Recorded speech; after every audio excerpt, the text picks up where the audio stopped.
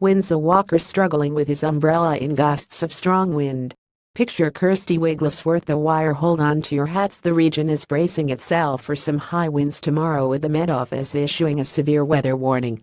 The Northeast and North Yorkshire are predicted to be hit, and an official yellow warning has been issued. The warning, which means be aware, says strong west or northwest winds are likely to affect northern areas of the UK on Monday. The Met Office is forecasting very windy conditions with dangerous gusts, especially through the morning, with local gales expected.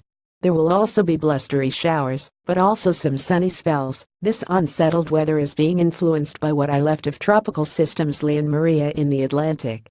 Strong western-northwest early winds may bring some disruption to transport, with short interruptions to power supplies possible, said a spokesman.